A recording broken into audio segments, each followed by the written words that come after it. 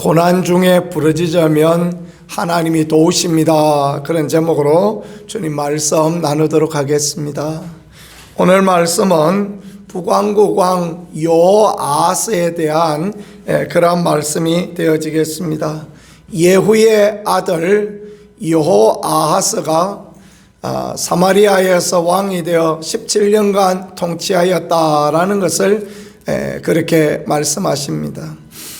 그의 인생 가운데 특별한 것은 그가 하나님 앞에 간구하였다라는 것입니다. 그러니까 잘못한 것은 느밧의 아들 여로보암이 한 그 금송아지 우상 숭배에서 떠나지 아니하여서, 그래서 하사엘도 쳐들어오고 또 그의 아들 벤 하닷도 쳐들어오는 이런 문제 가운데 놓여 있었는데, 그 고통 중에 하나님께 부르짖으니 하나님께서 간구를 들으시고 또 그들의 학대를 보시며, 그래서 하나님께서 은혜 베풀어 주셔서 구원자를 보내어 주시고 이스라엘이 자기 장막에 거할 수 있도록 하나님의 은총을 허락하여 주셨다라는 것입니다. 하나님은 여호아하스가 어떤 정치를 했는지, 여호아하스 때 어떤 경제 상황이 있었는지, 그때 대외 관계가 어땠는지 그런데 일도 관심이 없으십니다. 그래서 열왕기를 통하여서 그가 하나님 앞에 어떤 삶을 살았는가, 그가 하나님 앞에 정말 하나님이 기뻐하는 믿음을 살았는가, 그렇지 않은가라는 것을 말씀하시고, 역대기 사가의 기록도 그에 다르지 않습니다. 그러니까 유다 왕 중에는 아달랴가 있었지 않습니까? 6년 동안 아달랴가 통치했는데 예수님의 족보에 보니까 아달랴는 아예 빼버렸습니다. 하나님은 그런데 관심이 없으시고, 누가 어떻게 믿음으로 살아가느냐, 누가 어떻게 하나님을 기쁘시게 하는가, 거기에만 오직 관심이 있으시며, 또 믿음으로 살아가는 자에게 하나님께서 이길 힘을 주시고 하나님께서 감당할 능력을 주시고 도와주시고 은혜를 허락하여 주신다라는 것을 성경은 그렇게 기록하고 있는 것입니다. 하나님을 떠나 우상 숭배하고 하나님을 떠나 세상길로 갈 때 그는 징계와 어려움을 당할 수밖에 없지만, 그러나 오늘 여호아하스에게는 하나님 은혜 주셔서 간구함에 하나님께서 들어주시고 구원자를 보내어 주셨다. 이 간구함에 부르짖음에 이것은 역사 속에서 계속 있은 패턴입니다. 그러니까 출애굽할 때에도 그들이 그 애굽 사람의 학정을 보면서 하나님 앞에 부르짖고 간구하니 하나님이 은혜를 주셨고, 사사기 때에도 마찬가지죠. 사사기 때 스스로 왕이 되었던 그때에도 어려움 당하고 힘든 일을 당할 때 하나님 앞에 간구하고 부르짖음에 하나님이 은혜를 주셨습니다. 오늘 우리의 삶도 마찬가지입니다. 고난의 때에, 고통의 때 하나님 앞에 간구하고 하나님께 부르짖으면 하나님이 구원자를 세우시고 하나님이 피할 길을 내시고 하나님이 도와주실 것을 믿고 믿음으로 달려나갈 수 있는 우리가 되어질 수 있기를 간절히 소망합니다. 이게 참 귀합니다. 그 간구함에 들어주시고 은혜도 하여 주시는 하나님을 믿고 신뢰하고 나간다는 것은 얼마나 소중하고 귀한 일입니까?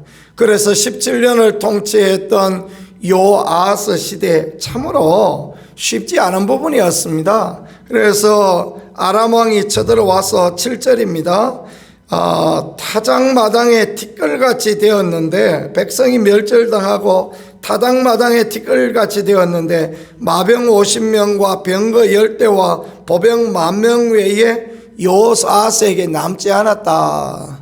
이 북왕국 이스라엘은 군사가 많을 때는, 그러니까 장정만 해도 몇십만 명이 있습니다. 30만 명, 50만 명 되어지는 어마어마한 장정이 있었고 그런 군대가 있었는데, 군대가 10,000명 외에 없었다. 얼마나 초라하게 변하였다라는 것을 보여주는 것이죠. 그런 형편 가운데 있었지만, 그러나 하나님의 은혜를 구하면 하나님이 도와주시고 하나님의 은총을 허락하신다라는 걸 말씀하십니다. 그 다음에 10절부터 13절에는 이스라엘 왕 요아스에 대한 이야기를 하시는데, 요아스는 뭐 한 게 없어요. 아무것도 한 게 없고, 요아스의 남은 사적과 행한 모든 일과 유다왕 아마샤와 싸운 그의 업적은 이스라엘 왕 역대 지략에 기록되지 않았느냐. 이스라엘 왕 역대 지략에, 유대왕 역대 지략에는 유다 왕들에 대한 이야기고, 이스라엘 왕 역대 지략에는 이스라엘 왕들에 대한 이야기인데, 이 요아스 이야기는 아무것도 쓸 게 없어요. 하나님 앞에 성경에 기록할 만한 아무 이야기도 없었어요. 그런데 하나님이 은혜 주셔서 한 해 두 해 만에 쫓아내지 아니하시고 16년 동안 통치할 수 있게 은혜를 주셨어요. 왜요? 이런 게 중요하지 않습니까? 그죠? 왜 아무것도, 그러니까 요아스는 그나마 강구라도 했으니까 하나님 은혜 주셨는데, 요아스는 아무것도 한 거 없어요. 근데 왜 하나님 은혜 주셨을까? 이런 걸 은혜라고 그러지. 왜 그러냐 하면 그 할아버지였던 예후에게 하셨던 하나님의 약속이 있기 때문에 그렇습니다. 예후에게 하나님께서 네가 왕이 되고 4대 동안 지켜주시고 보호하시겠다라는 하나님의 약속이 있었어요. 그러니까 하나님께서 예후로부터 요아스 그 다음에 여로보암 2세에 이르기까지 정말 하나님의 약속대로 4대가 그렇게 내려갈 수 있게 은혜 더하여 주셨다라는 것입니다. 하나님은 하나님을 믿고 따르는 사람들에게 자손 1000대까지 은혜를 주시겠다라고 약속하셨죠. 그래서 우리가 믿음의 삶을 살아갈 때 하나님의 약속을 붙들고 약속의 말씀을 붙들고 기도하고, 그것이 참으로 귀합니다.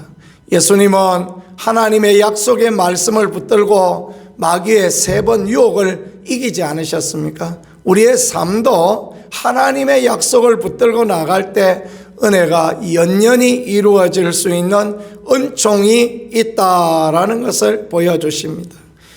버려야 될 우상, 느밧의 아들 여로보암의 우상을 우리가 다 가지고 있습니다. 하나님, 내 삶의 우상이 무엇입니까? 내 삶에 버려야 될 것이 무엇입니까? 그것들을 버리고 믿음으로 달려나가고, 또 하나님이 기뻐하시는 간구와 하나님의 약속을 붙들고 나갈 때 오늘도 우리는 은혜를 입는 백성, 하나님의 축복을 누리는 그런 사람들이 되어질 것입니다. 그 아름다운 자리, 복된 자리에 나갈 수 있는 우리 모두가 되어질 수 있기를 예수 그리스도 이름으로 간절히 축복합니다. 기도하겠습니다. 같이 합심하여 기도하겠습니다. 하나님, 어려울 때 힘들 때 하나님 앞에 간구하고 하나님 앞에 부르짖을 수 있는 우리가 되게 하여 주시고, 하나님의 약속의 말씀을 붙들고 하나님의 은혜를 붙들고 늘 달려갈 수 있는 복된 사람 되어질 수 있게 도와주옵소서. 두 손 들고 주여 한번 하고 같이 기도하겠습니다. 주여.